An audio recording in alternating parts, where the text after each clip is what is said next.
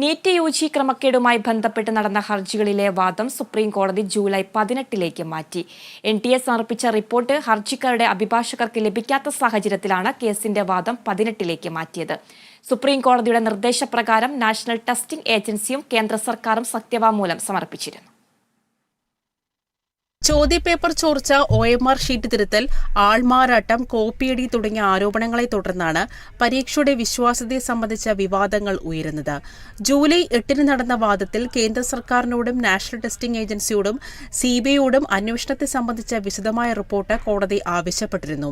ടെലിഗ്രാമിൽ പ്രചരിച്ച ചോദ്യപേപ്പറിന്റെ ഫോട്ടോയും സമയവും വ്യാജമാണെന്ന് NTAയുടെ സത്യവാങ്മൂലത്തിൽ പറയുന്നു. മാർക്ക് നൽകിയതിൽ ക്രമക്കേട് നടന്നിട്ടില്ലെന്ന IIT മദ്രാസിന്റെ ഡേറ്റ അനലിറ്റിക്സ് റിപ്പോർട്ടും സത്യവാങ്മൂലത്തിനൊപ്പം കേന്ദ്ര സർക്കാർ സമർപ്പിച്ചു. ഒറ്റപ്പെട്ട സ്ഥലങ്ങളിൽ മാത്രമാണ് ചോദ്യപേപ്പർ ചോർച്ച സംഭവിച്ചതെന്നും വലിയ തോതിൽ ചോർച്ച ഉണ്ടായിട്ടില്ലെന്നും കേന്ദ്ര സർക്കാർ സത്യവാങ്മൂലത്തിൽ വ്യക്തമാക്കി. നീറ്റ് പരീക്ഷയിൽ ക്രമക്കേട് കണ്ടെത്തിയ കോടതി ചോർച്ചയുടെ ഗുണഭോക്താക്കൾ ആരാണെന്ന് കണ്ടെത്താൻ സാധിച്ചില്ലെങ്കിൽ പുനഃപരീക്ഷ വേണ്ടിവരുമെന്ന മുന്നറിയിപ്പ് നൽകിയിരുന്നു. അന്വേഷണ റിപ്പോർട്ടുകൾ വിശദമായി പരിശോധിച്ചതിനു ശേഷമേ പുനഃപരീക്ഷാ വിഷയത്തിൽ സുപ്രീം കോടതി അന്തിമ തീരുമാനമെടുക്കുകയുള്ളൂ. National desk, Kerala vision news.